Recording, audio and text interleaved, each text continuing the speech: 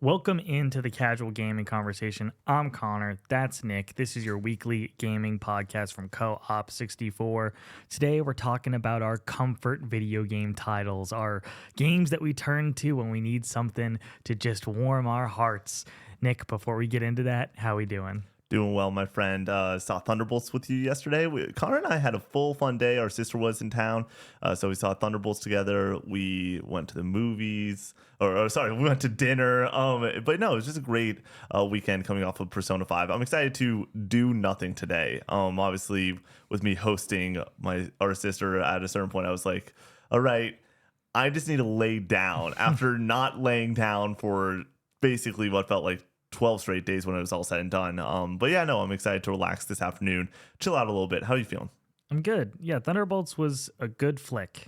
You're higher on it than I am. I thought it was great. I thought every single moment of that movie, I was having a fun time. I was having an emotional time. I choked up a little bit during one of the moments, but I don't know if it was exactly the movie like that got me there, but like the way that one of the characters said a certain line and like just like the understanding of those two characters' relationships actually did like all of a sudden like hit me. I was like, oh, dude, this is really, really good. I think it's good to okay first couple of acts, and then I think the third act is great. I think that the first couple of acts and the last act are the gas does not let off at all during the entire movie. I had a great time with it. This was one of those moments where I'm like, not like Marvel's back, all this stuff, but I think that my favorite part of the entire movie of like Marvel being back, other than just great fight choreography during the entire duration of the flick, was the post-credit scene. Not the very obvious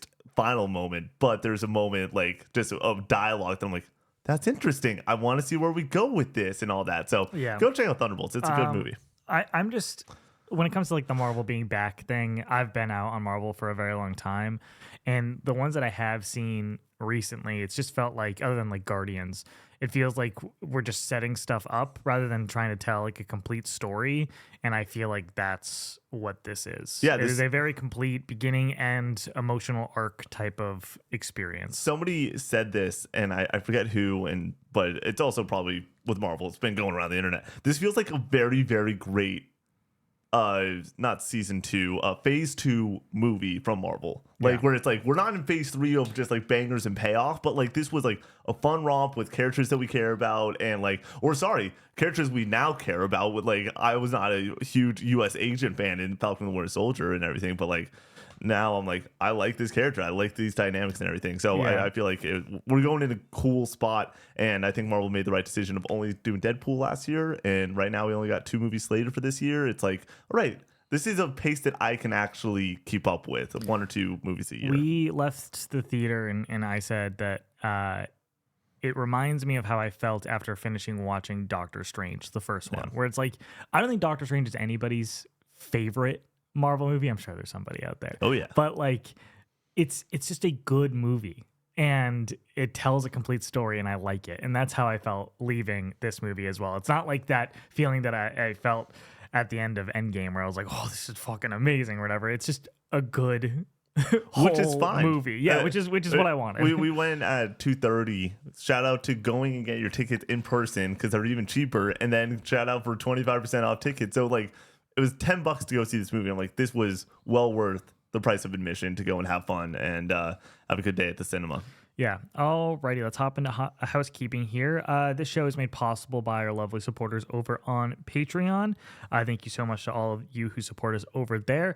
You can get additional benefits if you go and support us over on Patreon. At the lowest tier, you get this show 3 days early, the Casual Gaming News conversation 3 days early, and you get a bonus episode of CGC every week. Bonus episodes include stuff like the South of Midnight and Split Fiction spoiler cast, a review discussion for the first 3 episodes, spoiler-filled 3 episodes of The Last of Us on HBO, another episode tonight to look forward to. I'm looking forward to it. Then we have discussions talking about the slate for Xbox and PlayStation for the rest of the generation. We're already 1 for 1 with Marathon. We both said September, baby. Let's go. When did we say for Ghost? I think we both said November. I think we both said November. Yeah. Well, maybe not because of GTA. At that point, Ooh. we would have Oh, what? probably been a little bit more One of us technical. flipped. One of us has Yeah. it right. One of us has it wrong. One of us Okay. did say October. And then going all the way back, you have stuff like the PlayStation All Stars Dream Roster. If you want to watch us talk about that, so a lot of fun backlog episodes, as well as getting a new episode every single week for those bonus episodes. At the tier above that, you have the Co-op 64 podcast, our like conversational, just whatever podcast with me, Brady, and Nick. Recollecting Retro, new episode just posted about Game Cycle and Champion City Games, and we take you into those stores and we go over the games that I got at the end. Really fun episode. And you get exclusive TikToks every other week, 2 additional TikToks. These can be things like wavelengths or 20 questions or I can name, all the stuff that you've seen over on our TikTok, but you just get a little bit more every other week over on Patreon. At the highest tier, you get your name read at the end of each and every podcast, and you get the opportunity to write in for the Co-op 64 podcast to be the 4th topic on the show. Twitch, we are back to normal streaming. Pokemon Nuzlocke on Monday. Sekiro, Shadows Die Twice, Nick, Tuesday, Thursday. Wednesday, I am finishing out Resident Evil 1, probably going to take the next couple of weeks, as I understand it. 2 more Resident Evil 1 streams, an all-timer. You guys are watching me play right now. What a great game. I cannot wait to get back to it after 2 weeks of not playing it. So come watch us over on Twitch, 7 to 10 Eastern Standard Time, Monday through Thursday. We also have a bonus stream this weekend. We are streaming Donkey Konga. If you would like to watch us play that on Saturday, keep an eye in the Discord for the announcements. We haven't locked down a time yet, I do not believe. We've not. Also, I just want to confirm that 8 a.m. Friday Persona, that will go 8 to 1 for Persona 5 Royal, and then maybe some more on the weekend. Most likely it's going to be Friday, Monday, Tuesday is what I assume, and we will beat it that Tuesday morning. So just a heads up there. So we will be streaming, I believe, basically, and the funniest part is Connor's like, you just can't escape Persona, I dude. can't escape Persona. I'm still in it. But we're talking about JRPGs today that we haven't played yet, and I was like, Persona. Oh no, I've played that one. Now what up? But I don't even know if Connor's realized this yet. I'm pretty sure the next episode we're doing is a tier list / bracket episode, and that means that every single day from Monday until next Thursday, we are streaming something on Twitch. So if you've not hit that notification bell yet, get on it. There you go. We have an amazing community over in our Discord where you can come talk about games, make friends, talk about movies, music, all that. Be involved in the community. It's free. There's a link in the bio. It also keeps you in tune with our announcements and when we're doing stuff because we post that in there every single week. Merch, we have t-shirts, hoodies, mugs if you would like to support the channel that way. And lastly, leave us nice reviews on Apple Podcast services. It gets the show out to more people and we would really appreciate that. Nick, do you want to take the first hot take? No, I'll toss it to you. Okay, wow, that threw me through a Yep, loop. you expected to go and Yep. alley-oop it, but here's the thing. So often you do a great job hosting this show, Connor. You really do.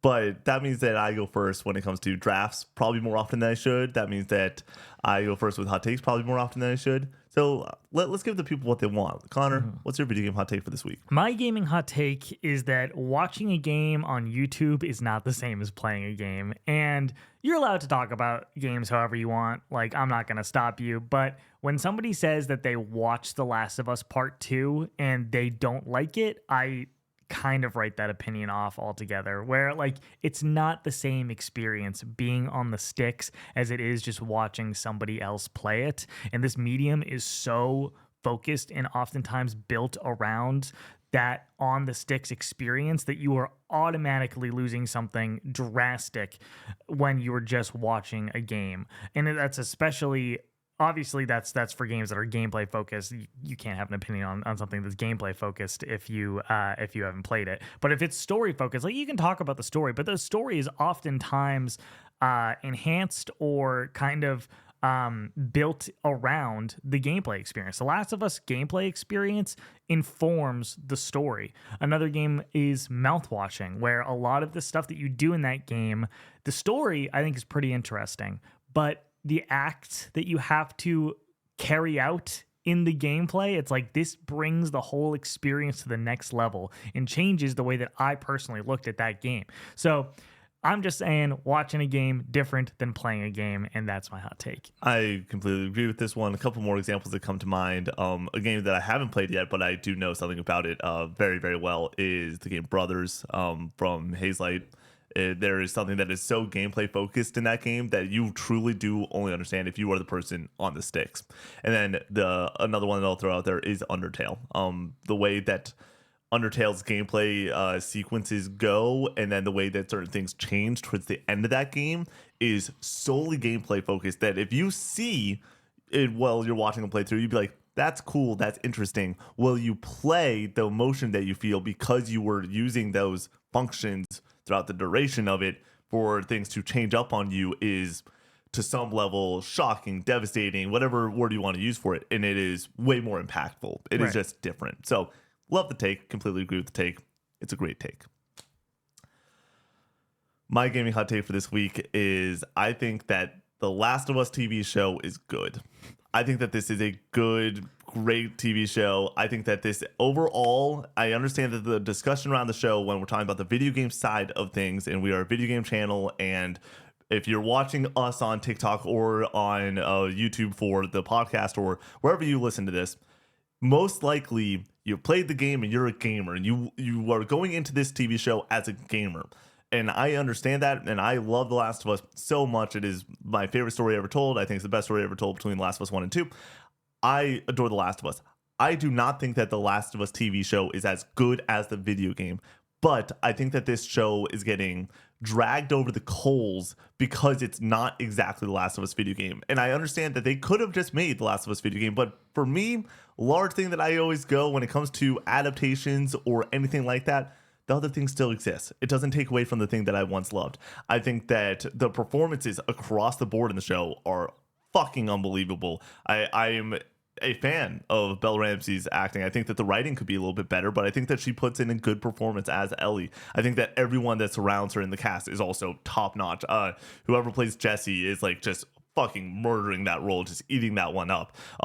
Yeah, the whole show though, overall, is it as good as the game? No, I'm not saying that. But to go and be like, this show is bad, in my opinion, is wild. And I do think that the show is best served by going, watching it, and then not taking part of the discourse online. Because if you do just enjoy it, like myself, and then you have hundreds of people being like, this show sucks, and this is why, it's a little bit tough. But the truth of the matter is there's hundreds of thousands outside of the video game bubble that are absolutely eating the show up because the show is legitimately great. Yeah, I don't think this is a hot take. I think most people like the show. I think it's a hot take in the gaming sphere. Okay, that's fair. I have not seen in the gaming like circles a lot of people that are like, the show is good. I feel like most people are like, this show is X, Y, or Z bad because of X, Y, or Z thing that does not line up with the game. And once again, do I think that the game is better? Yes. Do I think that the show is still excellent? 100%. That's not. I do just want to continue to push back that the reason that I don't like the show as much is not because they're changing stuff from the game. I have no problem with them changing stuff from the game if it's good. It's just none of the things that they are changing are for the better. And oftentimes, even removing it from linking it to the game is not good. And that's where I'm at with it. Yeah.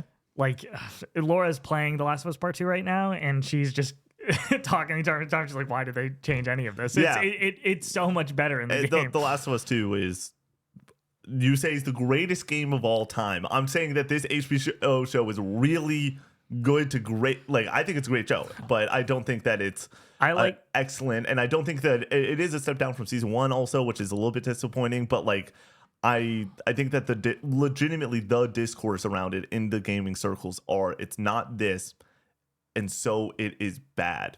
And my pushback on that, it's not a pushback against you necessarily. I actually really respect everything that we had a great discussion on the bonus pod. Patreon. Like one of my favorite discussions we've ever had because we were so opposed, but I think that we both came in with like really good understanding of how the other person is getting to their opinion. Yeah. With that being said, I do think that it is just being disserved by using the words bad way too often to describe this show. And there are certain There are moments moments that are bad. that I think are bad in the show.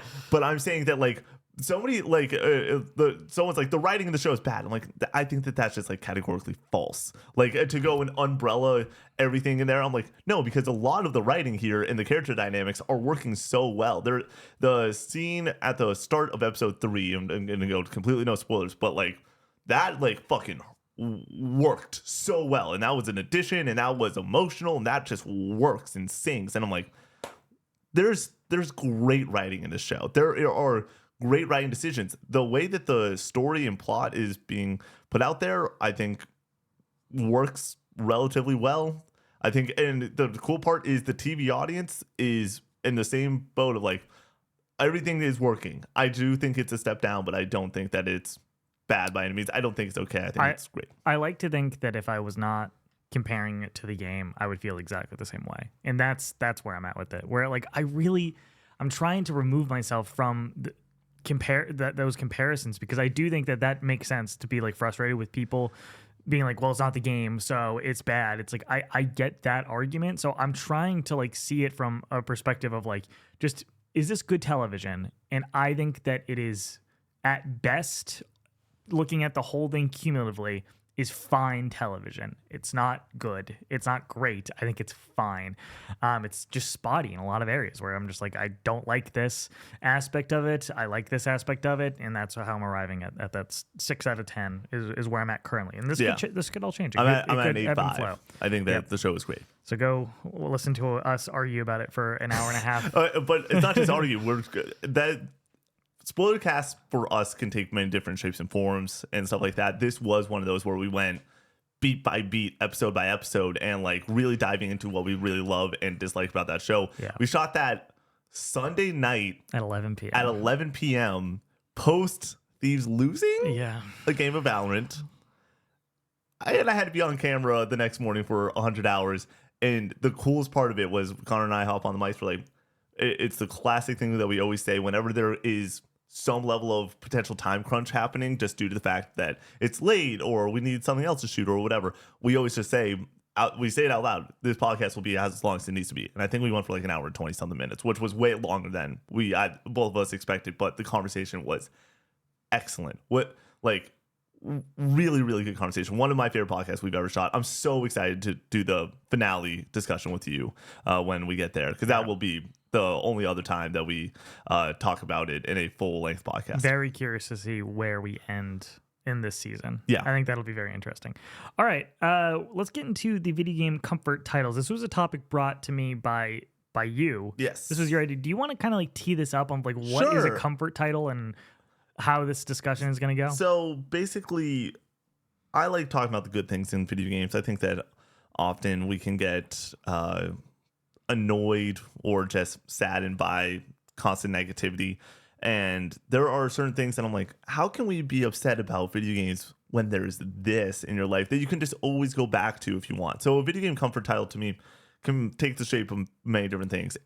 It can be the basically like warm cup of tea at the end of the day type of game that just like makes you happier and it like is perfect for that emotion, or it can be something you go back to just put a smile on your face and enjoy and sort of tune out the rest of the noise of the world. And so I'm very curious to see where you go with this, because I have some things in here that are just like, that's a comfort title, but it is. Yeah. And that's the part of the discussion that we're going to be having for the next 20, 30, 42 hours. I don't know how long this is going to go. My whole thing is that like I didn't want to talk about games that I talk about all the time and just kind of tread the same like ground or whatever. Like I just so I wanted to take like a little bit of a different perspective of just like, why do I come back to these games, and like what is it about them that makes me just want to play them over and over and over again? And I think that a lot of that comes from just like a frictionless experience where it's like I'm not going to be like struggling here, or it's not like extremely challenging, but like it just feels good to be in this world or to play this game and just have this gameplay experience, and I just keep finding myself coming back to it. I do want to toss out one honorable mention at the start of this for that exact reason of like we don't need to retread this completely. Forza Horizon 5 is probably my ultimate comfort game. Yeah. But I just want to I talk about that nonstop on this show. But that is my answer of like what I look to in a comfort game. But yeah, no, that is just I just want to say that, and then we can move on with the next tier of comfort game for me, because that is just like in its own league actually. So I'll kick this off here, and as everybody knows, my favorite game of all time is Kingdom Hearts, and I've played that game probably 100 times at this point. Like I played it over and over and over again. 100 might be an exaggeration, but a lot of times, and I love it to death. It's just such a magical, amazing experience. I'm not going to talk about Kingdom Hearts 1 because at the end of the day, like I do think that the gameplay in that game isn't like the Good. reason that I'm coming back to it. It's I like the characters. I like the way that it makes me feel. I do like the gameplay. But like I'm not playing it because of the gameplay. You know what I mean? It's not the focus for me necessarily. I do want to talk about Kingdom Hearts Re-Chain of Memories, though. A game that people either love or hate. And I fall on the side of loving this game. It is Kingdom Hearts, but card combat, which is such a weird, crazy idea for a follow-up to your Disney Final Fantasy game on the PS2. The game that they followed up with is Kingdom Hearts Chain of Memories on Game Boy with this card combat system, and people are like, don't like it, hate it. But for me, I just love the process of getting new cards, unlocking new slights, leveling up and getting more HP or CP, I believe is what it's called, where you can get more points to build out your deck, and like having different combinations and figuring out what works best together is so fucking fun. And I love the process of going from room to room in these areas. You're really just retreading a lot of the same worlds from Kingdom Hearts 1, but then in between it, you're in Castle Oblivion, and you're getting this really dark story of Sora, Donald, and Goofy's memories just slowly fading from them. And they know that the further they go up, the worse it's going to get. But Sora's such a just good-hearted boy that he's going to continue on with the mission anyways to save Naminé. And I think that story is excellent. But when it comes to the gameplay aspects of going from room to room, getting the cards at the end of each battle that can then be used to unlock the next room that you need to go to, and that will change the parameters for that next room. So you can get like a save room, you can get a Moogle like shop room where you can buy more cards, and modifying it that way and trying to figure out like what you want to do next in the next room, and then getting to one of like the roadblock ones where it's like you need certain cards to get into this room to like progress the story. It's like, fuck, I don't have that card, so let me go back and fight a few and hope that I pick one up, and then when it finally drops, you're like, yes, this feels really good. But that whole process of the reason that this game is a comfort to me and why I continue to go back to it is I just love wiping the deck clean and starting to menu simulator this out. You and your just, menus, dude. It feels so good to like be like, okay, oh, this works together, and like this is how I can maximize the amount of CP that I have to make the best deck possible. So then once I get into battle, like I am sending Cloud out with like 3 Cloud cards, and it unlocks this like really special, like awesome attack where he's like flying across the screen or whatever, or like using the Simba summon, and he does like massive damage. Like it's so cool to like be able to like grow this deck and see that like tangibly taking place in front of you with the deck that you've just spent time making. And the whole process of going through this game and just growing and getting better and better and wiping the deck clean and utilizing all your new cards or whatever and seeing it play out, like it's such a satisfying cycle for me personally. Love it. And then, like, just going back to the story real fast, like, this is your introduction to the organization and getting introduced to Larxene, Axel, Marluxia. Like, these are all great, interesting characters. I think this is where Kingdom Hearts starts to, like, lay the groundwork for going, like, completely off the fucking rails. Oh, I mean, it went off the rails when they decided to make the second entry a card game, stair climbing. Like this game is so Stairmaster with cards, Connor, and it's fucking. I liked. Continue on, yes. But like I think that their dynamic is excellent. Replica Riku, fucking awesome. Like all of it. I think that it's a very mature, tragic story coming off of a pretty basic, straightforward but magical experience with Kingdom Hearts 1 to like go from this that to this. It's like very interesting that they were like, fuck it, like erase his memories. Yeah. And like that's crazy. But I love it. I love the direction that this game goes when it comes to the story. Love the combat. Kingdom Hearts Chain of Memories, whether you play it on Game Boy, which I found really challenging as a kid, and then going back to it now, I still think it's more challenging. Chain of Memories has like certain difficulty spikes, but I never really found it particularly difficult. And you also have Pro gamer right here. You also have the second story with Riku.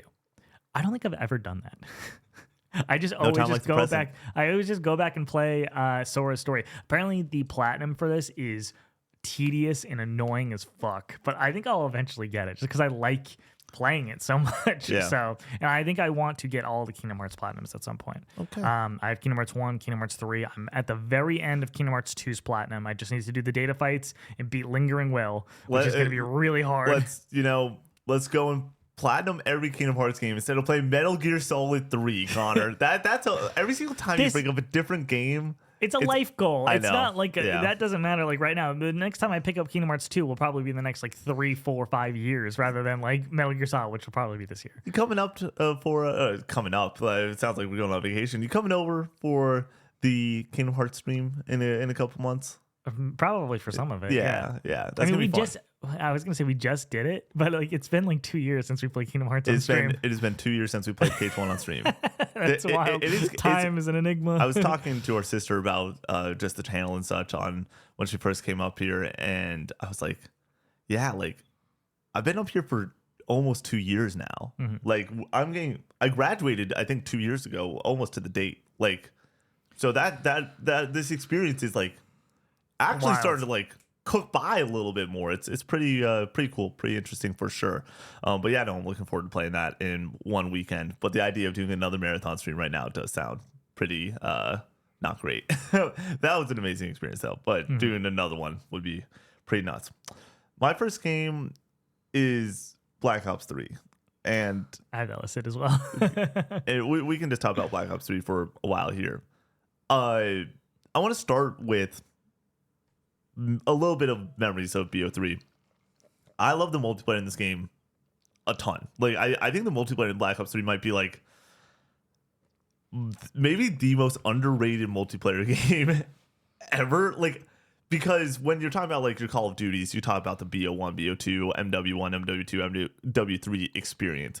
And then you start getting wild with your Ghost and your Advanced Warfare when it comes to these exosuits, and Ghost doesn't have exosuits, but Infinite Warfare also has, I believe, wall running and stuff like that. And it's just like, like those don't work the way that they should. Like the gameplay feels a little bit off. And there's a reason that was like a tough time for Call of Duty of like, where's this franchise going to go? Black Ops 3 still feels like Call of Duty. But Black Ops 3 feels like Call of Duty in the way that it's polished, but also like the guns feel great. The maps feel awesome.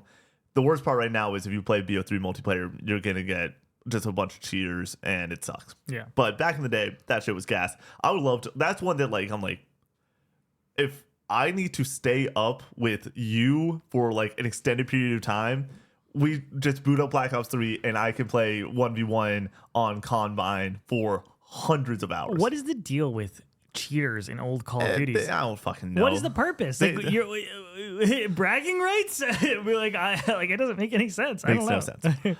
With that being said, I loved that experience, and it was so important to me when that game came out because that was right when I moved to Massachusetts, away from my friends in Cincinnati. But they all had PlayStation 4s. I just bought a PlayStation 4 that summer, and so nonstop playing that multiplayer experience. But the reason that I love Black Ops 3 is not the multiplayer experience. It is the zombies. And when I think of the zombies, the first thing I think of is the characters. Like Richtofen, Nikolai, Dempsey, and Takio. Thank you. Are like some of my favorite video game characters ever. And the journey that they go on through the Easter egg stories of them going in. I don't want to spoil it because it is really good. Like the narrative that is told in that game is like so unbelievably strong, especially coming back to these characters after BO2, where they were not the main crew for a lot of it outside of Origins. And so, like, I loved coming back to these characters, and it really feels like there's some serious finality to what is happening in the story and in this timeline. And, like, eventually I would love to do a Drunk Explains for for Black Ops, because, like, holy shit. Just for zombies. Just for zombies. Dude, I was around BO2. Yeah, up to BO2, I was really into the story aspect of it.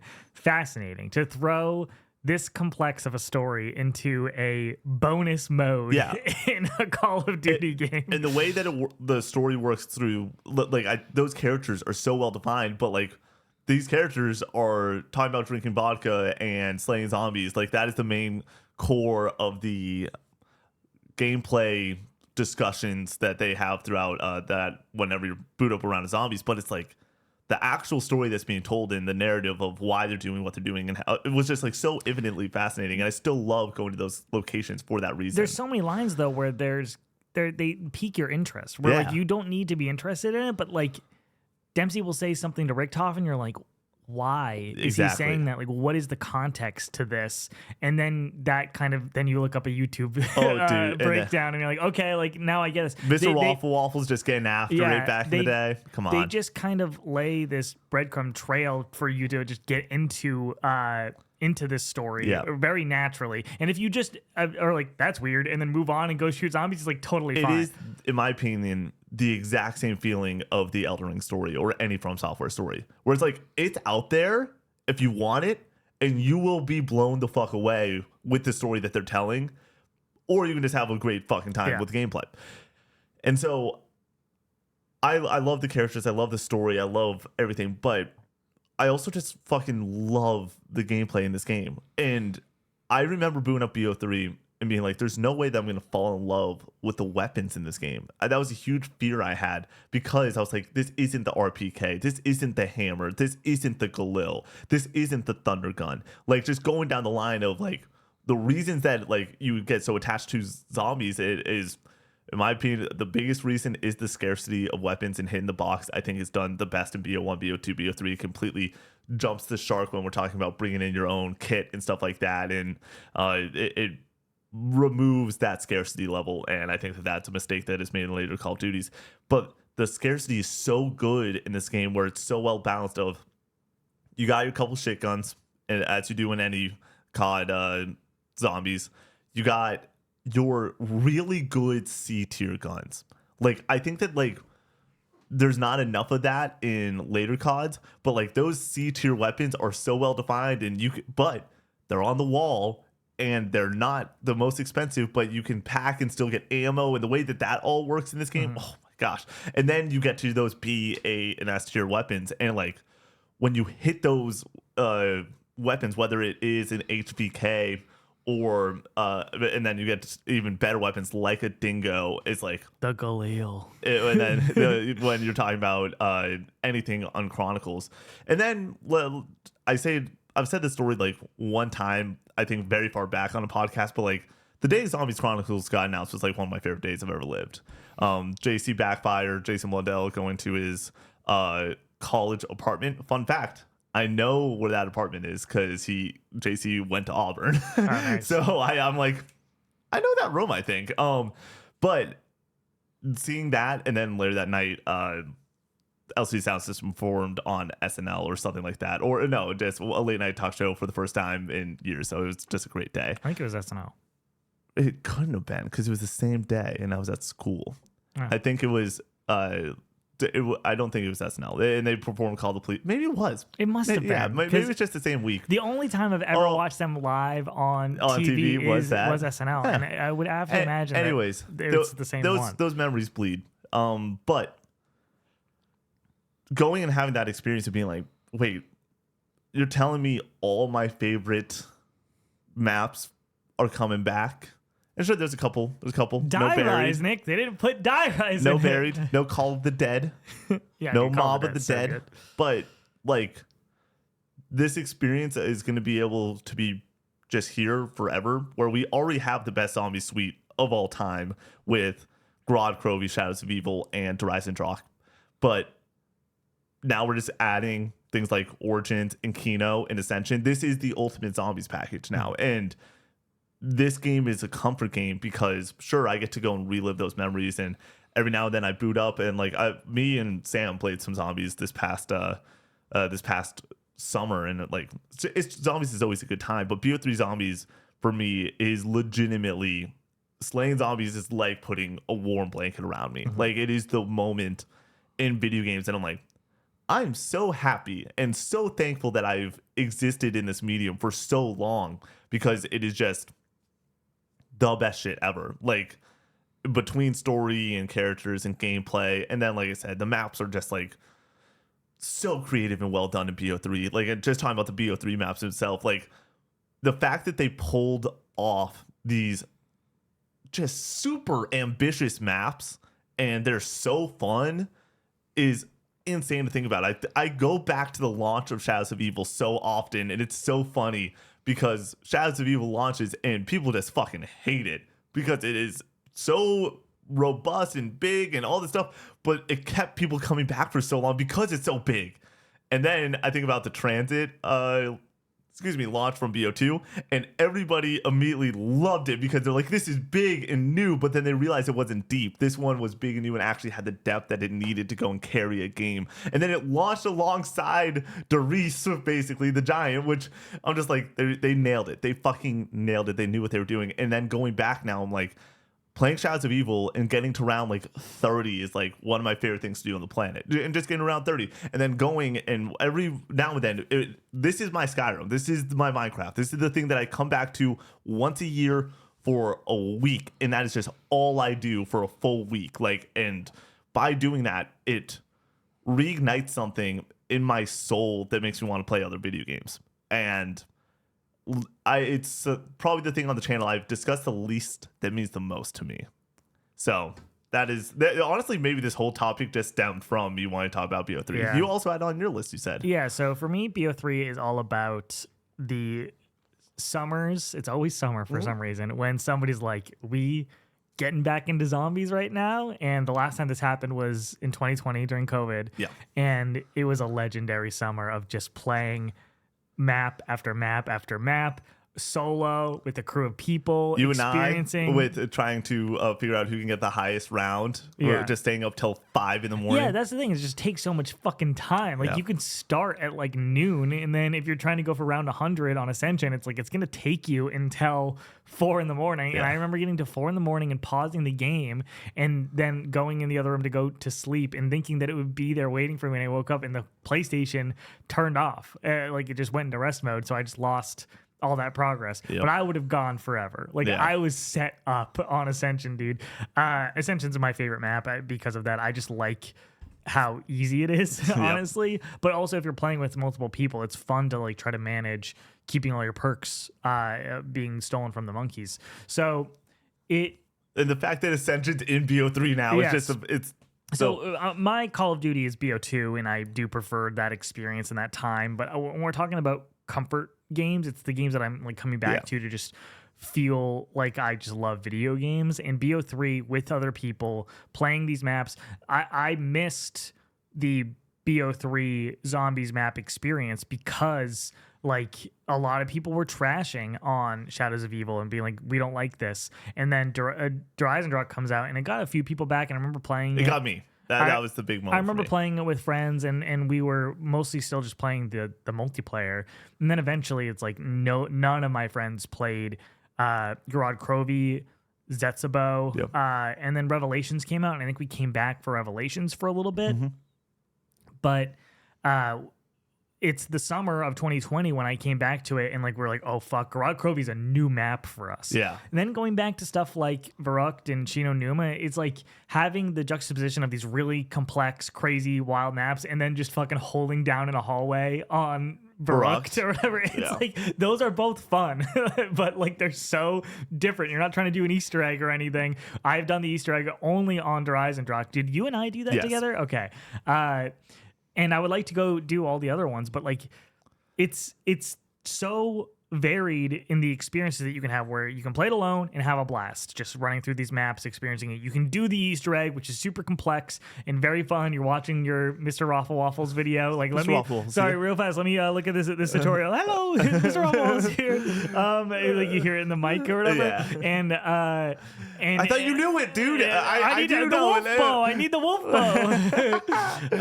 Yeah, what a fucking legend. Yeah, so you're learning like all these different aspects, which is a very different experience than just playing alone. Or you just go back and play with friends on the older maps and get that nostalgia hit of just playing Kino and just running. Somebody calls dibs on training on the stage or whatever, Yep. and then everyone else fed for your fucking life, dude. everyone else dies. So that's fucking awesome. Yeah, I love Black Ops 3 Chronicle Zombies or whatever. So, but that's what I'm talking about when I'm talking about Yeah. Black Ops 3.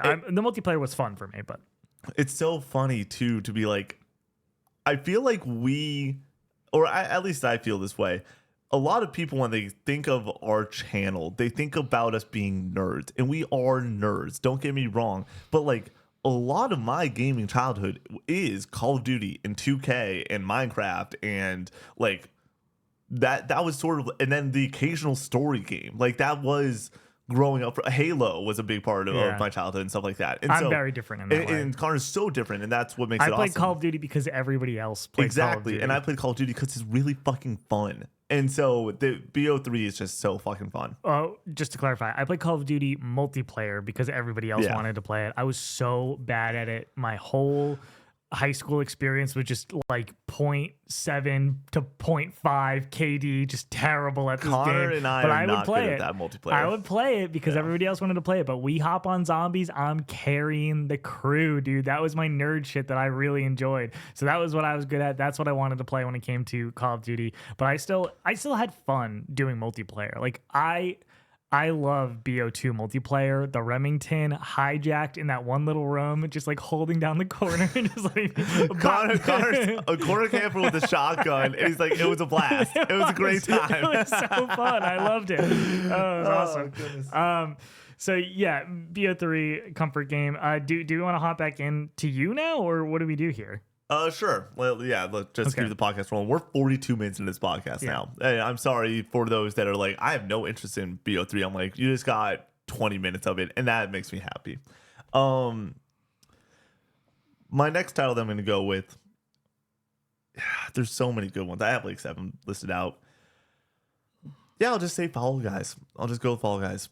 I played Fall Guys with Scott up here a few weeks ago. I like to play Fall Guys at least once every 3 to 4 months, and back in pandemic, and this might have been one of Connor's all-time best shots ever. Hey, heard about this game? It's free on PlayStation Plus. There was a beta before. There's a beta before it. It apparently was a lot of fun. We're gonna hop in. It's basically free. I said, yeah. This is going to be the next Rocket League. Yeah. Trust, because Rocket League also blew up on PlayStation Plus, and I was like, this game's going to be big. I know it. And he was right. Connor was goddamn right. And it was awesome. And so Fall Guys to me is, sure, pandemic is like plays a huge part in that. But it was also the start of me streaming to a large degree. Like that was one of the first games I streamed, and I loved streaming it. So much fun, so much energy, getting crowns. This was also when I started falling in love with Snowbike Mike streaming and watching that guy. If you know, you got the slime climb, and you have the yellow posts that are easy to fall off of. And watching Snowbike Mike grab people on the top yellow post, turn a little bit to the side, and then drop them. Those things are yellow posts. He called them Twinkies. Snowbike Mike just dominated the Twinkies, and then I learned how to dominate the Twinkies. Just like so much fun. And then streaming with J Bob, who's now our editor, like he edits for us, is like insane to think about. But those memories are so good. Soup, and that's how we met Charisma, was through Fall Guys and Fortnite, and just like this whole memory of this game is just so good. And then going back to it now, it still delivers. It's still so much fun. The community nights that we've hosted for it is just such a fucking blast to hop into. And then Scott, making Scott breakfast, and just watching him play is putting a smile on my face. And then he goes and he starts eating, and then I hop in and I play around, and then I start eating, and then we go bowling. But like just playing for like 10 minutes, I'm like, God fucking damn, this game is awesome. And it does something very well, which is gives the player the constant reason to come back. Going and getting a crown in Fall Guys still feels fucking unbelievable. And the memories that I've made with my friends through this is one thing. Playing with you and the squad, playing with a bunch of different groups over time, it's just been a treat. But coming back is legitimately like always putting on a warm blanket and is super comforting, even though I wouldn't put Fall Guys in the like cozy fun camp. I'm trying to fucking murder some people during this game. I'm trying to grab and toss, and often I end up losing because of that reason, but I'm going to try my best to dominate those Twinkies. You know what I'm saying? So it's just an amazing game, and I adore it. Yeah, every single time I pick up Fall Guys, I have a blast. So it is definitely in that comfort game kind of category for me, where it's not, I don't think it has legs in the way that I hoped it would, though I did play it for like a few weeks straight, like hardcore. Season 2 was where you either dropped off or you stayed on, and I stayed on. And then season 3 was the reward with the snow season, where they like had like 4 to 5 new games. Well, I think it was only 3 actually. New games come into season 2 with the medieval type theme and everything. Maybe it was 4. But then season 5, there was like 6 new snow games, and they just dominated. And I would love to. Is that when it went free to play? I think so, probably. Yeah. And the interesting part there too was like, I wonder if there was somebody in the room being like, okay, we got to get these new games out. We're the new hotness. Hopefully this amount of games can like buy us enough time to get to the winter season, and we can get really creative. And I think that honestly, the longevity of the game was better by them going and having a weak season 2 and a strong season 3 than 2 mediocre, like, hey, we put out 4 games and then 4 games. I don't think that would have worked as well as, hey, we're gonna put out 3 games and then like 6 awesome game. Like Ski Fall is still awesome. The Ice Hex still feels super fun to play. The climbing up the snow mountain version of Slime Climb is super fun. Like all that just works so well. So yeah, Fall Guys is great. My next comfort game, let's talk about Rock Band. I think a lot of people go to Guitar Hero 3 as their rhythm game, Guitar Hero / Rock Band experience. But for me, it always will be and always has been Rock Band 1 on the PlayStation 2. And it comes down to set list and gameplay feel. I think that Guitar Hero 3 is probably the more complex game when it comes to the things that it's asking you to do on the guitar. And obviously, since it's built around just that one instrument, that does make sense. But going back to Guitar Hero 3 last year, it's like you get to the last string of songs and it's like, this is insane. And it doesn't feel good to play. And it's one of those things that I can't really put my finger on it as to like, the way that my fingers feel when I play Guitar Hero doesn't feel as satisfying as the way that Rock Band 1 feels to play a lot of these songs on guitar. Reptilia feels amazing. Hand That Feeds feels amazing. Even songs that I think are too hard for me to beat, like Greengrass and High Tides, is like, this feels amazing to play. And it has so many excellent songs on there. I can just rattle them off like crazy.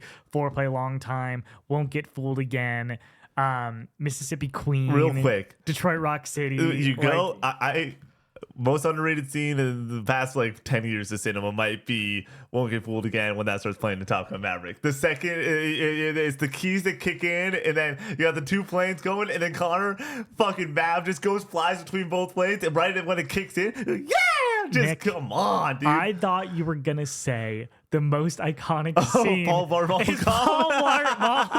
playing Detroit Rock City. Oh my God, dude. Come on. You know what, Connor? That's the most iconic scene in all cinema. Rocks, dude. Oh my God. But yeah, there's so many great tunes on this. And introduced me to so many great bands. I got into 9 Inch Nails because of this. I think I was already into the Strokes in some capacity, but Reptilia like made me really fall in love with them. The Hives, Main Offender. I got really into the Hives because of this. And I'd already been into like bands like Boston and The Who going into this. But Foreplay Long Time is when you're playing that with a bunch of people, when you have all the instruments, it's like a legendary gameplay experience. But for me, Rock Band, obviously, for a lot of people, is about like that experience of playing as a band. It's about playing solo on guitar. Even going through on snow days on drums when we were kids or whatever, and just like I was terrible at drums to start, and like feeling that improvement and just learning like this aspect of the game was so much fun. But when it comes to comfort titles, for me, it's once a year, once every few years, put in Rock Band on the PS2, break out the Guitar Hero 2 guitar, which has the best like clicky sound feeling, very tactical, love it. And there's no input lag because it's not wireless, which is a requirement for me. Like you can never get it perfect on with a wireless Rock Band guitar. I think that the PS4 ones that back in the day used to cost like $150 do work well enough, but the tactile feel, the clicks that you get with the drums are too damn good. The Rock Band 4 ones, like they don't have. Like they feel spongy almost. Like I want that click, and that's part of the experience. It's very satisfying. I will say, the Rock Band 4 guitar does something that I don't think you realize it could be potentially for, which is it allows you to play bass like you would play a bass, and it feels proper compared to like having to flick up to get that click if you're going and using walking the dog with the two fingers. I would never play bass though. Exactly. Unless I'm with a bunch of people. I understand, but when you're playing the Guitar Hero 2 guitar, it's only made for guitar. This is also made for bass, and you can play like a bass pretty well. Is there anything more disrespectful than playing with 4 people and ending up on the bass? It's like you have to do it every once in a while just to like be a good sport. Oh yeah. But like, oh man, it sucks to be stuck on bass for a while. Yeah, no, for me it is. Gosh, bass is one of those situations for a lot of people where I think that they like to play bass because it's easier in Rock Band.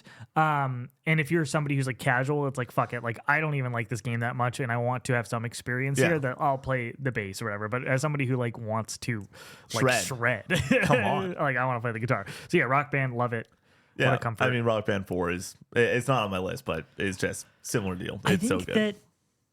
I don't know. I like the curated experience that a set list has for Rock Band 1 than 4, where it's just like a hodgepodge of songs that you can just download.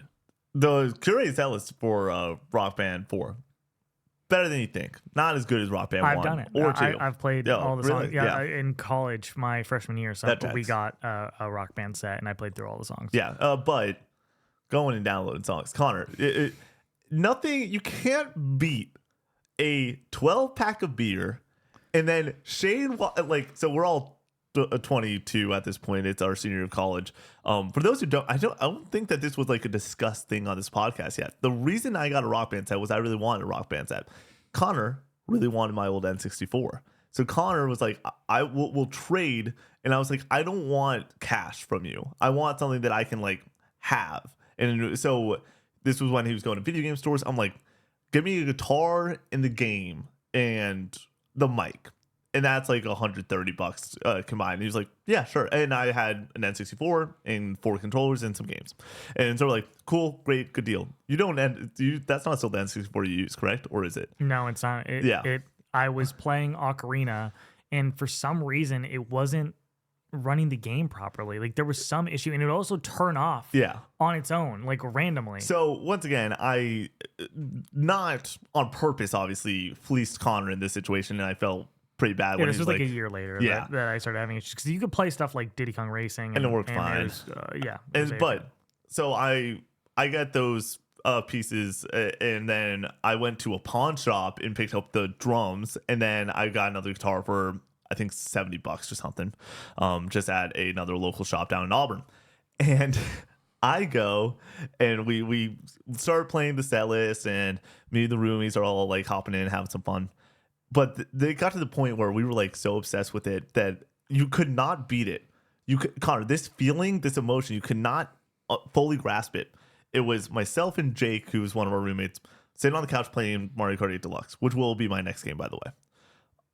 Nonstop. We're just going at it, playing every single chorus, doing these push-ups. It's a great time.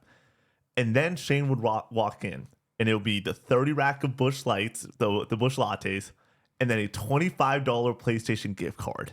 You could not, because here's the thing: you see the beer and you're like, it's going to be a great night, and then you see the $25 gift card, and you go, it's going to be one of the best nights ever, because that means we get 12 new songs to play, and that 12 songs is about an hour plus of gameplay plus the songs that we already have downloaded.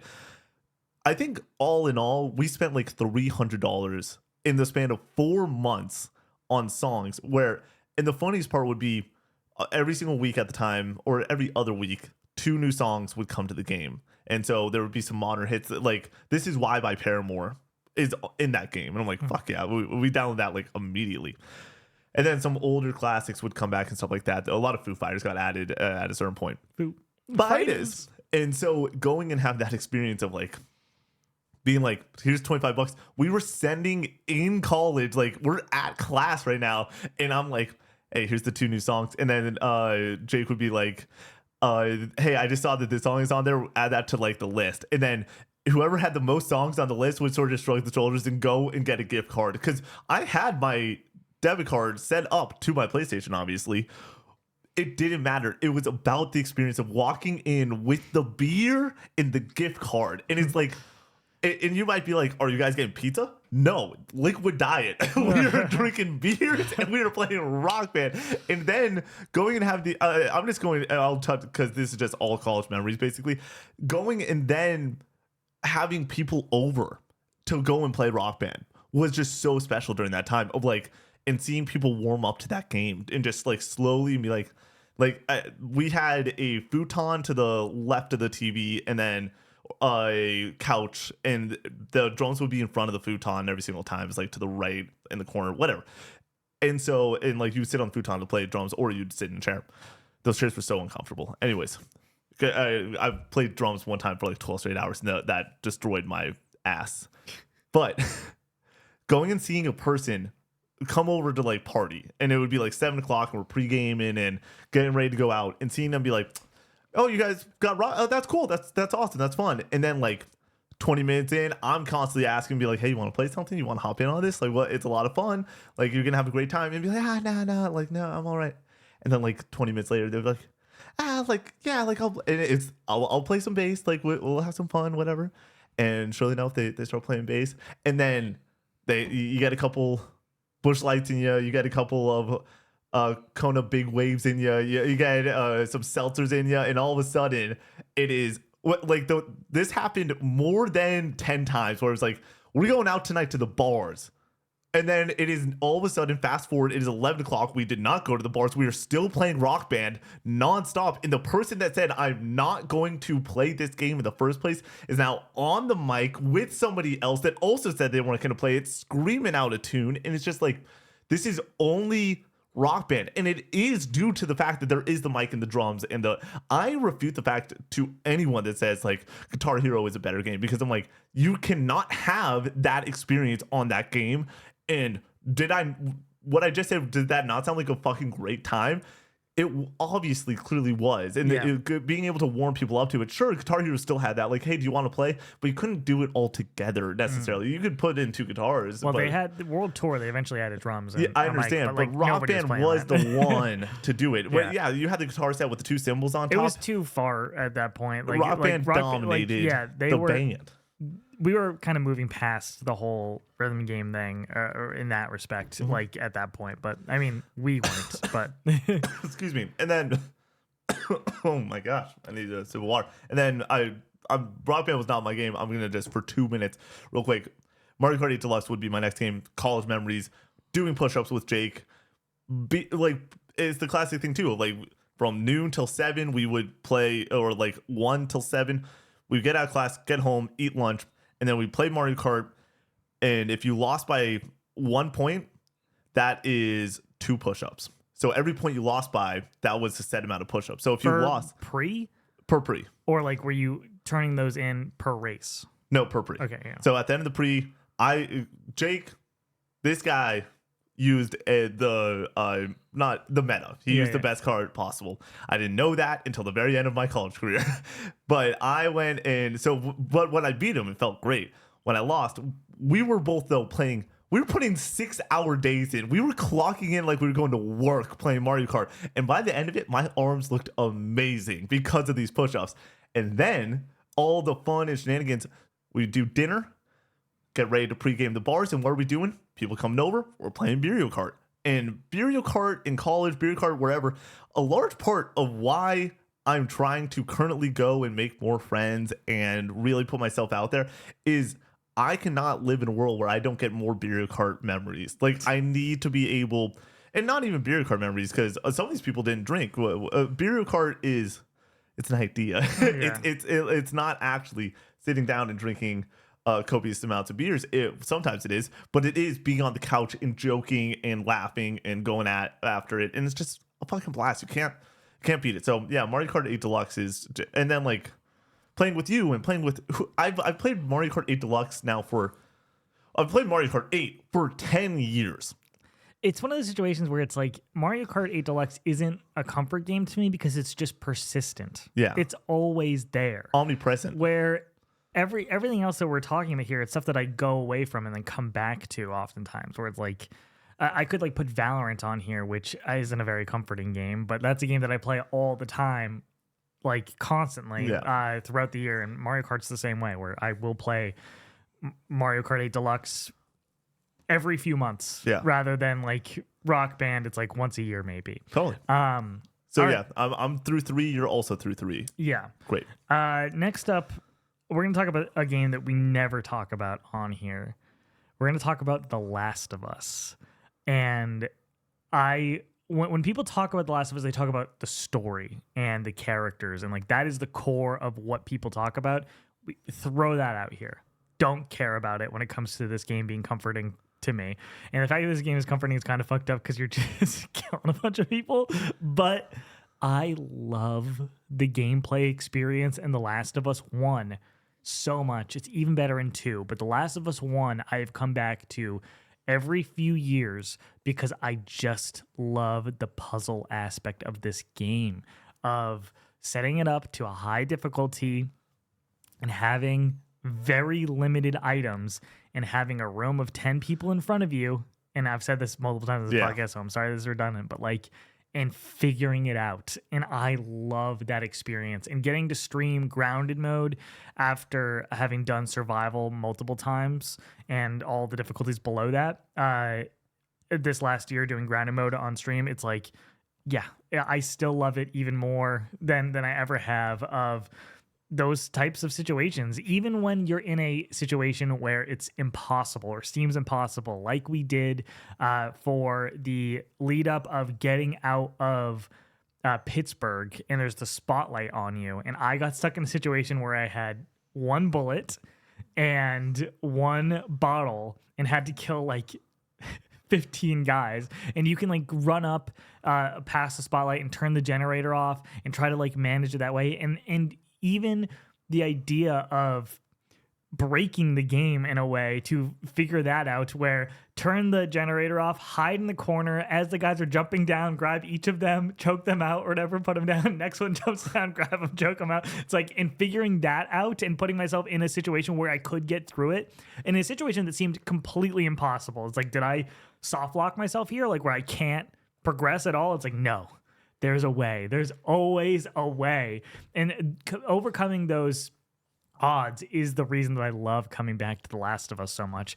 I love those situations. And you can talk about this in a lot of survival horror games in general. And I know that people don't exactly look at The Last of Us as survival horror, but it has a lot of those same aspects. And I think that when it comes to managing bullets, managing resources, stuff that is very survival horror coded, The Last of Us might do it better than anybody else for me personally, where I like 2 bullets, 1 brick, 1 hit in your bat, figure it out, feels so good. I can't think of situations in Silent Hill or Resident Evil where I'm in those situations. Do you think that it's because on Silent Hill, Resident Evil, you're not cranking the difficulty?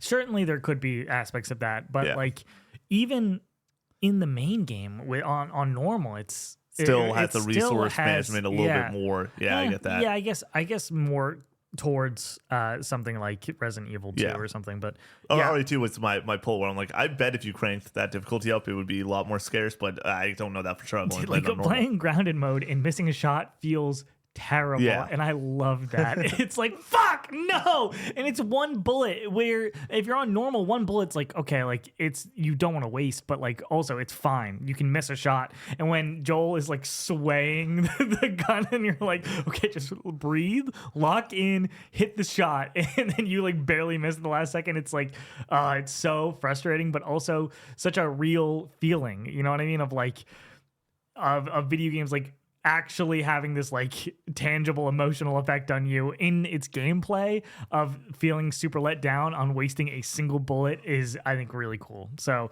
yeah, I love The Last of Us gameplay, and I know people every single time they talk about The Last of Us, they're like, the story is great, the gameplay is just kind of fine, or some people think the gameplay is like bad, and it's like, dude, I don't get what you mean. I love this gameplay so much. And this could also be pointed to when it comes to the multiplayer aspect. I've put hundreds of hours into The Last of Us factions because I just like that loop of scavenging for resources, fighting guys, hitting your shots. Like, it's so fun. So yeah, I love The Last of Us gameplay. My next one is Fortnite. Do you think that this was going to be on the list for me when I bring this up? Yeah, I mean, it's maybe this is my answer always when somebody asks, what is the game that you would, if you could only play one game forever, what would it be? My answer is Fortnite. And I can talk about why I think that Fortnite is, I can make a case that Fortnite is the greatest game of all time. Like I can make a damn good one, and I can go crazy with it, and I'm like, I will defend this game because it feels like way too often it gets brought up as like, oh, it's Fortnite. It's like, no, this game is insanely and immensely impressive, and what it did to the industry, for better or worse, is insanely impactful.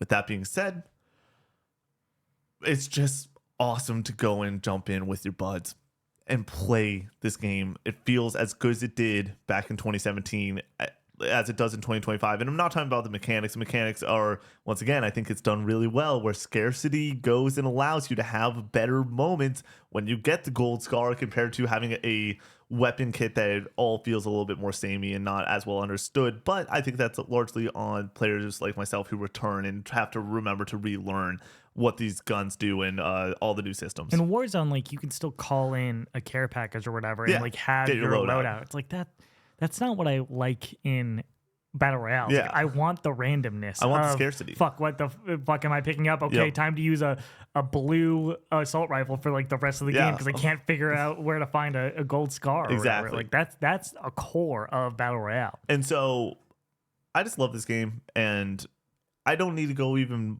too much further than that because I feel like I brought up a lot of college memories, but like I will bring this one up. Going to college for anyone is immensely scary at a certain point. You go and you don't know anyone, or if you do, there's a lot of new people around, and it's just like, how am I going to have fun? What am I going to do? And I remember getting in my in my dorm my freshman year, and my roommate went out to go grab some food, and I set up the PS4 and I set up the Wi-Fi, and you had to pull the MAC address to get it on the proper Wi-Fi because the school Wi-Fi and stuff like that, and booted it up, and like I remember trying to hold back tears because I was like, I'm so scared of what my future is going to hold. But Fortnite was there just to be like, oh, this is going to exist forever. It's going to be fine. Like, Fortnite made me feel in a moment of being scared, legitimately warm blanket, like it's all going to be okay. Was this 2018? 2019.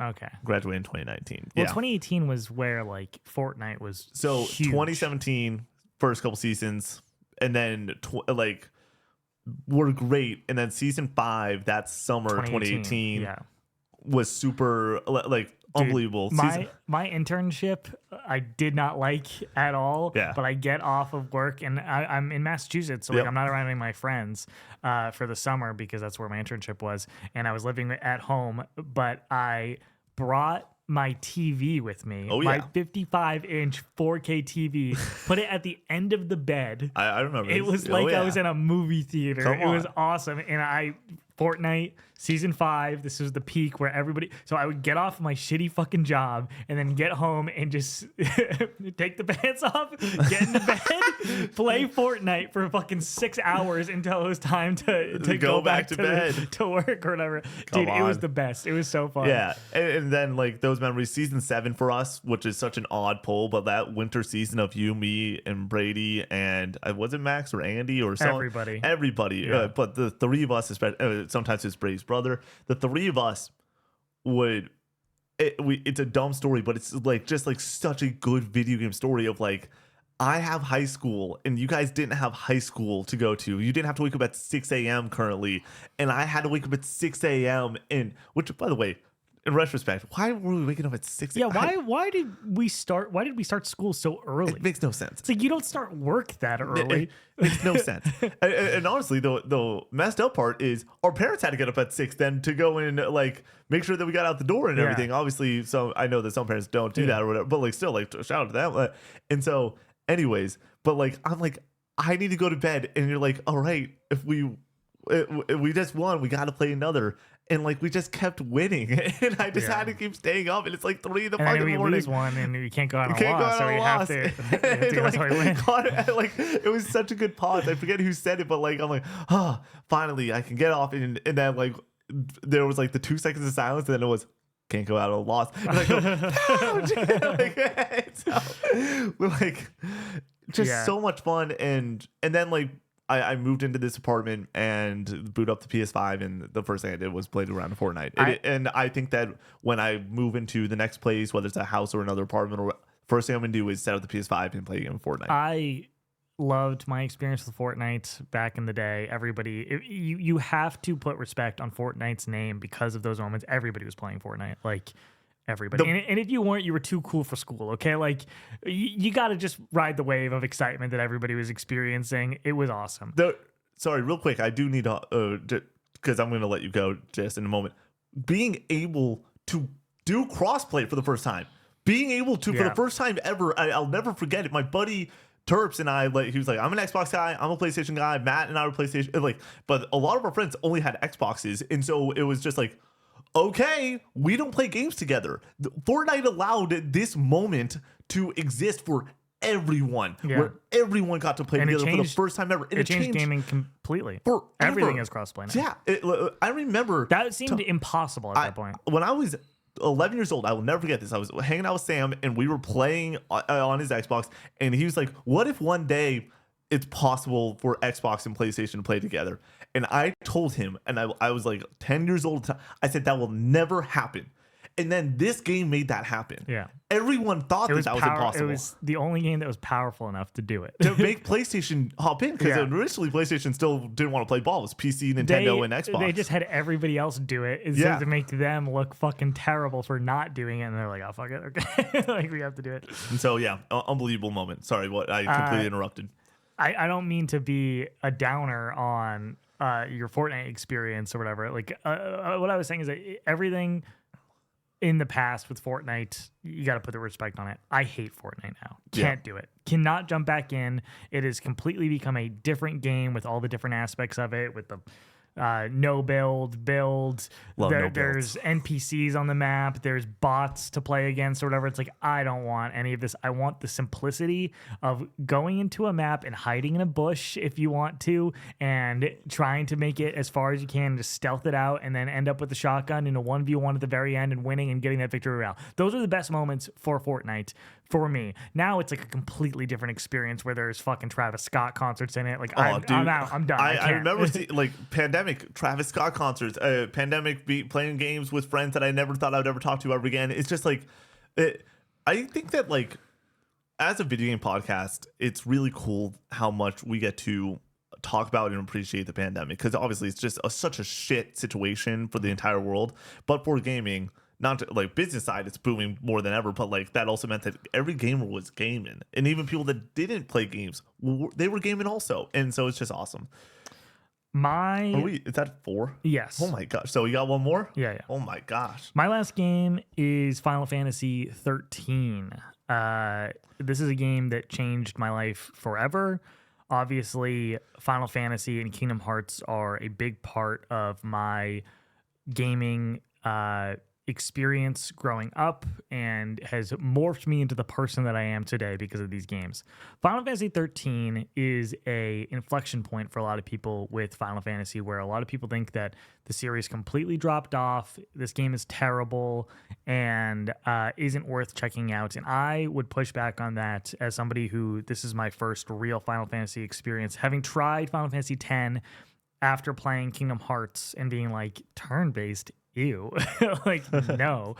So I wasn't about that. But this game had enough going on when it came to the turn-based aspects and the action aspects of like kind of trying to mix those experiences. They talked about around this time of trying to capture Final Fantasy VII Advent Children scenes and in their gameplay and trying to like figure out a way to marry those two, which has really just led them to just being an action game with Final Fantasy 15 and 16. But in Final Fantasy 13, I think it's like the perfect medium where like the stuff you're seeing on the screen is very action coded and very cool to look at, but it's still turn based and has ATB. I go back to this game every few years. I played it 4 or 5 times, and I've been getting the itch lately to play it again. Like, I really want to play this game. Connor, your stream schedule is wide open, I can't buddy. play a Final Fantasy 45-hour game. Why not? That's just a couple months. Yeah, it takes like 3 months to finish Come it. on. I don't know. But yeah, I love the world of this game. I think it's super fascinating with dealing with fate and the l'Cie and these characters kind of thrust into a impossible situation and being on the run and dealing with the fact that they're on this ticking time clock of turning into something that they don't want to be. I think that the characters are excellent. I know a lot of people point to these characters as being not great. Hope, Vanille being annoying. I think they're great characters. Fang, Saz, Lightning, Snow, all excellent. I think the cast in this game is fantastic, and I love their dynamics between each other. I think they're all very endearing and have they're tropey and have their like specific aspects and things that they lean into, but I don't think that like necessarily completely defines all of them, that they have some depth and complexity.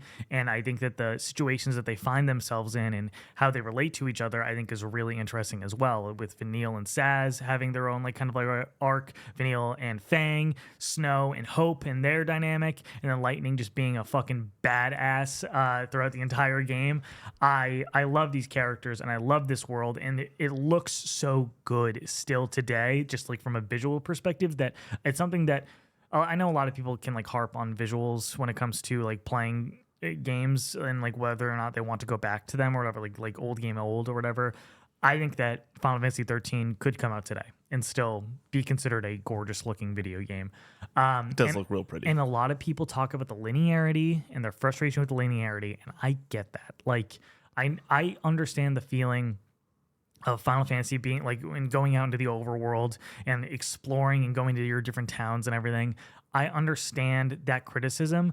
As somebody who likes linear games and just wants more of the thing that I want the most, which is the kick-ass amazing battle system in this game, get me from battle to battle, have me walk through these gorgeous environments that are all very distinct and very interesting to just like look off into the distance on. You're still stuck on this path or whatever of like going to your next objective, but you get to experience the different environments and then just get more gameplay. And that's what I want from these games or whatever. Like I want to just experience the fun aspects of it. Going around towns and talking to people and doing mini games, cool. Like it is like a nice additive, but the reason I play Final Fantasy is for characters, the story, and the gameplay. Like and the music. And the music. And the music is so good in this game, It's dude. really good. And it does have an open area towards the end, just like Final Fantasy X, which is also very linear until the Calm Lands, where you can kind of like explore this space or like run around in the space and do like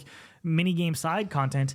It's just I understand the criticisms for this game, but I do not think they define this game by any means. What he is here is so good and is so comforting for me to go back to and just playing through the opening hours and getting reintroduced to these characters and the story and listening to the music and having the gameplay start to open up with the paradigm shifts, and then even just like the leveling system being like so simple and but still satisfying to me, of like this grid where it's just you go through it and it next one, like it unlocks like in a linear fashion, and then it has like some offshoots or whatever, but like still getting to those moments where you unlock a really powerful spell feels good still. And I like it's simple and it has a lack of customization that a lot of people are looking for when it comes to the different like abilities, but that in my opinion is made up for in the paradigm shifts in having your loadout and what you're going to do with. If I'm in this situation, we're going to shift to this one where all these characters are all healing and this character has buffs and debuffs going. If we're trying to raise the stagger meter, we're going to switch to this one, and then you're switching on the fly. Like, it's so good. It's so satisfying to like have that plan all come together in the menus and then play out in the gameplay. So I love Final Fantasy 13. I highly recommend it. It is a comfort game for me that I will always go back to. Where is my port? Let me play this on a modern console, please, so I don't have to keep whipping out the PS3 for it. They will do it eventually. What do you think? I think 1,000%. People, there's revisionist history on Final Fantasy 13 at this point. People are like, it's not that bad. And some people really like it, like me, where I think that the linear aspect of it in 2012, I think 2011, when this came out, people were like, fuck that, hate it. Hate linear games, linear game bad, Far Cry, Skyrim, great. That's what every game needs to be. And now we've swung in the opposite direction of not everything needs to be open world. I like my linear games. We need more linear, like tailored experiences. That's what Final Fantasy 13 is. So I just think the narrative around gaming and linearity has changed so drastically that something like Final Fantasy 13, if it came out today, would be looked at very differently, in my opinion. So yeah, that's my last comfort game. Nick, what do we got for your finale here? Got a couple more honorable mentions. I have some honorable mentions too. You want to rip those real quick before we? Death Stranding. I just like doing deliveries, being in that world, listening to low-roar music and experiencing Norman Reedus and the Funky Fetus, as Nick says. Norman Reedus and the Funky Fetus. Tetris. You could do Tetris Effect if you want, but for me, like I just like playing classic Tetris on NES or Game Boy. I even like the PSP version quite a bit. The PSP Minis version, developed by Ubisoft. Like that's my Tetris. That's like where I fell in love with Tetris. Yeah, those are the ones I had. Yeah. I got 3 honorable mentions. Outside of the first one I said, which was Forza. Hi-Fi Rush, the opening. The opening of that, the first hour of that game I can play on repeat and feel like so happy and thankful. Chai, the introduction of Chai and who Chai is. I don't think we get a character like Chai outside of like, I know it sounds dumb, but like Sora, Link. Like I just want to root for these guys. Like they're so positive and they believe in the world so much that I'm like, I want to believe in like a better, happier world. And so I love the opening of that game, and the entirety of that game is very comforting to go back and play. One of the first things I downloaded on Game Pass. Tekken 8. Played some last night. While we were reviewing Expedition 33, I would stop playing Expedition, and I was like, I have like 15 minutes before play more Tekken 8. I love Tekken 8. I can play that game all the time and be very happy. I want to play that game right now. And then GTA 5. Just running around that world, being in that world and fucking around with my friends and downloading it in like 2022 again, and downloading it during the pandemic, and just anytime that I get to play any GTA, and especially GTA 5, it's just a treat and a delight. I haven't played GTA 5 since 2016, probably. I haven't played GTA in a decade. That's which is wild. Wild. Yeah. My last comfort game though is Smash Ultimate. And I just added that to my list. But I think it would have been GTA 5 and talking about some of those stories. But for me, Smash Ultimate, and I've talked about it so many times, and so I'm just going to touch on it and then move on to a different point. But unlocking all the characters, our buddy Tori bringing his Switch over to the Lucids, and then like people that were not gamers playing this game and getting so excited about it was awesome. Like I was like, talking to my buddy Terps, who like does not play video games. So I'm like, you're a Zelda guy? It's like, of course, dude. I've been playing Smash for a minute. I love Zelda. I'm like, what the fuck, dude? Like that's awesome. But like going and getting that game, being in the Jeep, and all of us going to GameStop, and just one of my favorite memories. It may be in my top 5 favorite gaming memories ever. And so I know I've said that story many times, and so I don't want to go over that in full here. But like college and content is sort of where I want to go with this, where like college parties, Smash would be set up at college parties way too often. And you might be like, Nick, that might just be your parties that you go to at college. Like you're a fucking nerd and you're going to nerd parties. No, frat houses and very big house parties, hundreds of people house parties. There was Smash Ultimate on the screen. And like there's nothing more comforting than being at a party and being like, I'm a nerdy guy, but I'm extroverted enough to do like to introduce myself and hop in on a game of Smash. But like having that outlet was just like so nice and so good, especially Smash Ultimate, where 8-player Smash is still in the game, and sure as fuck there are 6 Joy-Cons and 2 Pro Controllers set up, and it's fucking go time. I'm ready to absolutely demolish whoever's coming my way. And so that was super fun. And then content, like Smash Ultimate was on the first Nevin's Island Day, now known as Co-op Day. Like I remember going and putting that on the schedule for a couple hours, and I like the group that I was doing that with were like, really 2 hours? You want to like sit? I'm like, it's gonna fly by. And boy oh boy did it fly by. Like, and then every time we are scheduling any sort of content thing, marathon stream, we need to go and have a fun one-off stream. What do I want to play more than anything else? It is Smash. Like Smash Ultimate is a miracle of a game to some degree, with the amount of licensing agreements that obviously it has within it. And the reveals were so good, but like anytime, and the nice part is I do a lot of rescheduling. So like I get to go and be like, hey, we're doing this. But like often we've put it aside because we, at the start of co-op even, there was a lot of Smash Bros. There was, hey, we're doing it for a co-op day. We're doing it during Extra Life. We're doing Smash and Smash returning. Like lot of Smash Bros. But like I love this game so much, and it is just tied to so many great memories. And anytime I get to play it, sure, it's competitive as hell, but I love more than anything, maybe my favorite gaming feeling of all time is screaming at the top of my lungs KO when Little Mac charges up his ability and you survive just long enough and you're at 119% and you're big hit away from getting flown off the map and you hit first with that dude. It feels euphoric. It feels perfect. And then you get smoked like 5 seconds later by somebody else who was just waiting for you to T1 up and then take you out easily. I love this game. I adore it. I think that playing it more in the future is going to just remind me of like this game is another one of those that I think almost gets disrespected a little bit, of like, why is this not talked about in that top 10 conversation of greatest games of all time? Because it feels like it is. Dude, like people talk about this game and Mario Kart 8 Deluxe in the same way. It's like, how could Mario Kart 8 Deluxe possibly be one of the greatest games of all time? It's like, not everything needs to be like this complex, story-driven experience. It can just be pure fun with a lot of content and just feel really good to play. And that can make it one of the greatest games of all time. I think I'm ready to say this. I really do think I'm prepared to put my stake in the ground on this. It's my 10th masterpiece. I think that Smash Ultimate is a 10 out of 10 game. I thought you were going to say Mario Kart. No. 8. I think Smash Is that a masterpiece? No, 9.5. Online sucks. That's the only thing I'm going to keep going back to. Here's what I'll say about the online. I have no problem with the online in Mario Kart 8 Deluxe. I boot it up. I do online race, and I'm in an online race, and then I play the online race, and then it's over.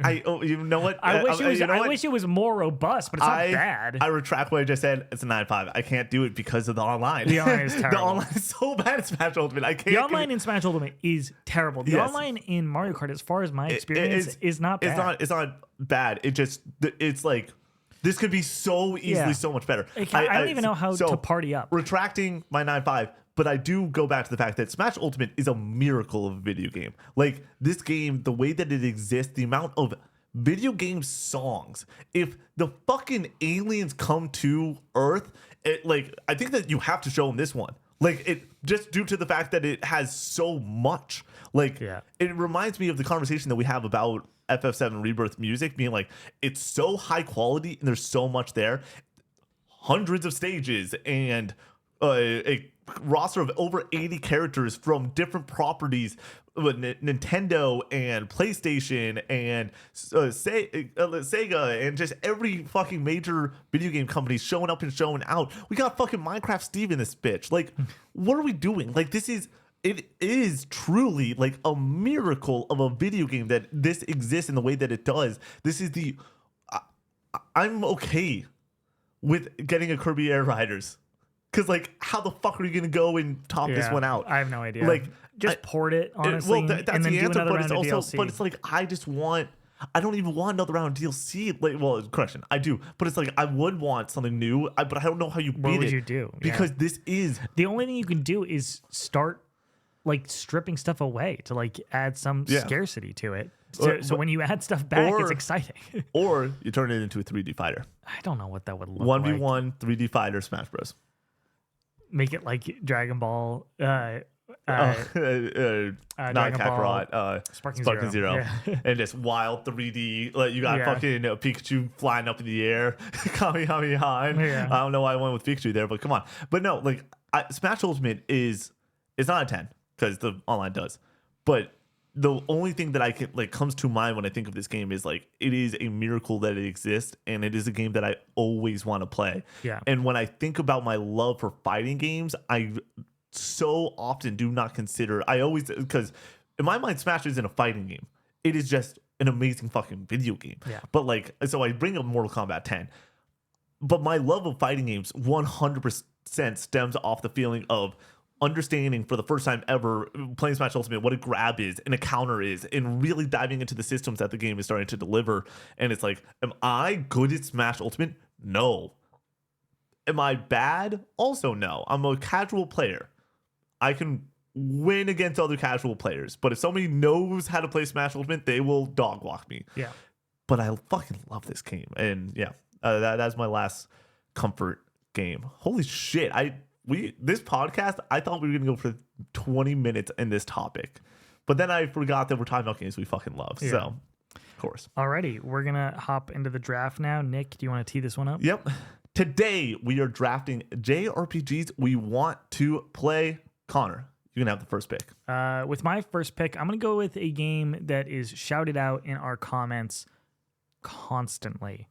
We're gonna go with Legend of Dragoon with my first overall pick. I know very little about this game other than having just recently put it into my PS1 and watched the intro cutscene. This shit has the sauce, man. People are talking about it a lot lately because of Expedition 33 in comparisons to that game. So yeah, this is my number one pick. That's such an odd pick.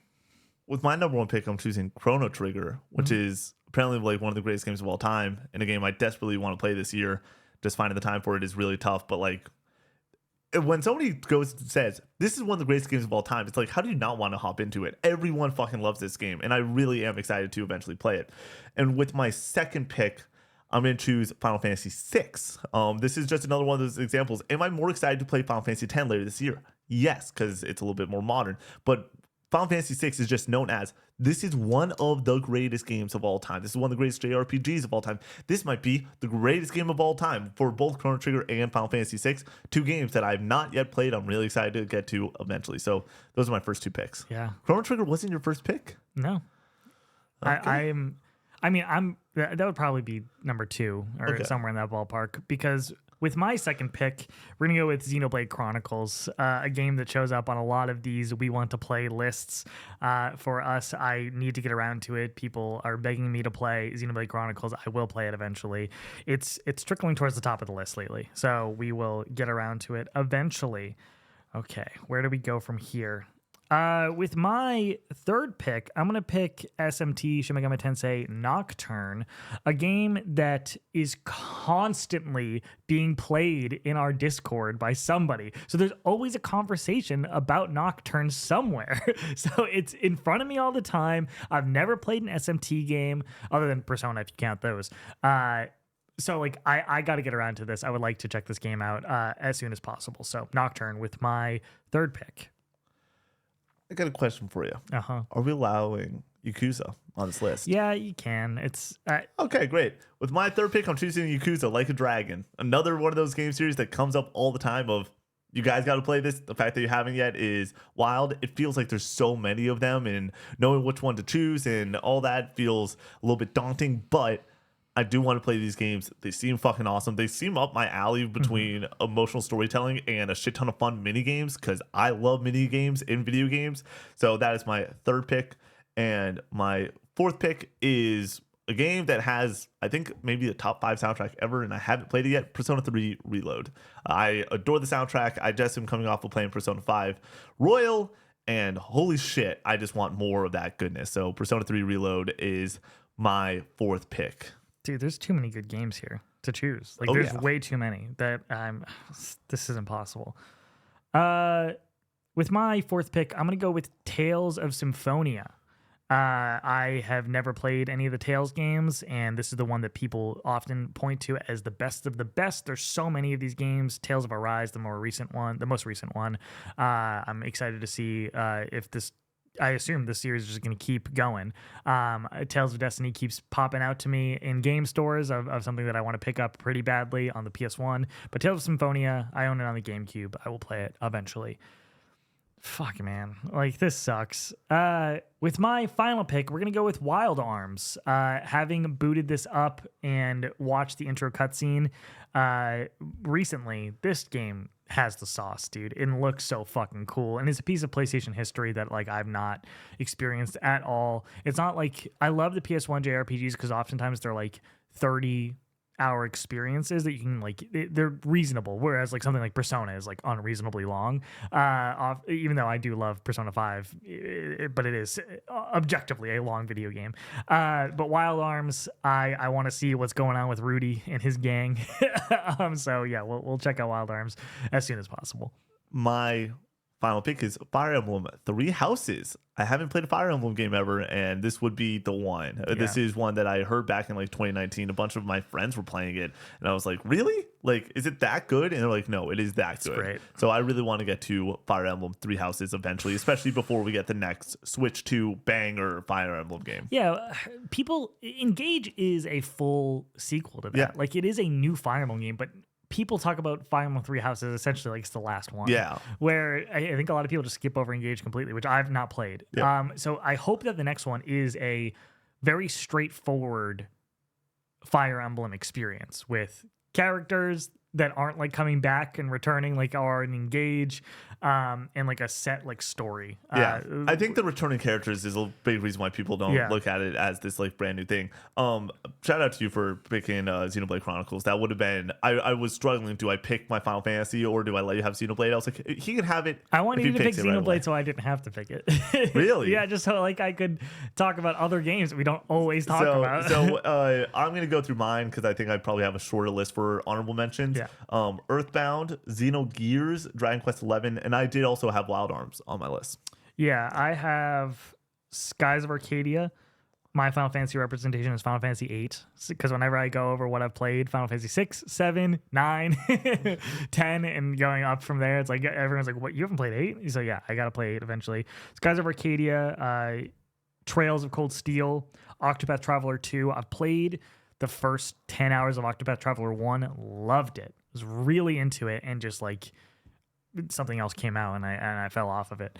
So I would like to get back to Octopath 1 and then play 2, but I've heard 2 is like so much better. So Octopath Traveler 2, Ys 8 is up there for me. That's one that people point to. Ys and Trails of Cold Steel are like, and Ys and Trails are 2 series, big on the Vita. Stuff that like people really love. Like if you're into Ys, you're like really into Ys, and same with Trails. So I'd like to get into both of those series. You said Xenogears, I had that on here. Vagrant Story, I'm playing Final Fantasy Tactics right now. Vagrant Story, Tactics, and Final Fantasy 12, I think, are all set in the same universe of Ivalice. I think is correct. I have Correct no me idea. if I'm wrong. Get in the comments. And then Suikoden 2. Yep. I would like to play those games real badly. A lot of people say that Suikoden 2 is like the best. Some people say it's the best JRPG of all time. Some people. Chrono Cross. I couldn't put Chrono Cross and not put Chrono Trigger. So like, I feel like you can't possibly talk about like drafting Chrono Cross if you haven't played Trigger. So. Every time I see Chrono Cross, which comes up probably more in my life than I ever expected Chrono Cross to come up, or like talk about it or whatever, I just legitimately always imagine somebody just doing a nasty crossover, just like between the legs, one hard step, left, boom, pull back, J. And so my thought process is Chrono Cross a basketball game? Like yes. I think Confirmed. that there's got to be some hoops in Chrono Cross. Yeah, there you go. Oh, we got Patreon names, Colin. Oh shoot, yeah, you are correct. Did we get the update on yes, these? Patreon names are updated. If there's ever an issue with anything when it comes to Patreon at all, whether you are on this member list or you are at the $5 tier, or if you just have any questions about it, let us know. We are human. You make mistakes sometimes. Sometimes at the end of podcasts, we forget to read the names and then we have to cut it in, all that stuff. But also, Patreon, sometimes the systems that Patreon uses to like filter things sometimes are just weird and wonky. So there's a couple names. We'll read them. I'm going to just toss them out here so you get read 2 times during this episode. But for the Friday pod, you did not get read. So just sorry to real quick, Andrew H. Master Diz and Alex the Golden. Only one Rufus too. And only one Rufus. Yeah. Are those listed here? Most of them are. I don't see Master Diz. Diz is 43. Alex Golden is 44. Which one are you on? The Expedition one. Yeah. Also, Expedition Spoilercast is going up now next week due to a review coming in later for Bonus Pod. Just a heads up there. Only one Rufus is their name, right? I believe so. Yes. Okay. Alrighty. Thank you so much to all the supporters over on Patreon at the Dearly Beloved tier who make the show possible. Members like MG Dunbar, Mr. Munchies, Farmer Spud, Rocket Tater, Nofi, Apathetic Titan, JC Falcon, Swampy Bits, Jaxie, Sconzi, Cheery Sentry, Strachan 1978, Tyler D, Scooterman, Das Goopy, Dinkelberg Rules, Senshuru, Hook'em Horns, Gonash, Neutral Sphere, Charlie W, Easton C, Stooby Dooby, Calvin M, Nuke This Kingdom, Crispy, DJ Zach B, JC, Uli, Jacob D, Big Mac, Metal Nate, The Patty Cake, Bear Pog, Yogi, Damn, Holden M, Colin C, Brock, Voodoo, Dr. Pookie Bear, Andrew H, Master Diz, Alex Golden, Only One Rufus, Jesse F, Drifter X1, Skirt Skirt, Presto, Maverick, Goops, JMat B3, Ali Benali, Michael. and Kingdom Hearts Sucks. Connor, close Thank it out. you so much for watching this episode of the Casual Gaming Conversation. We'll see you on the next one. Peace out.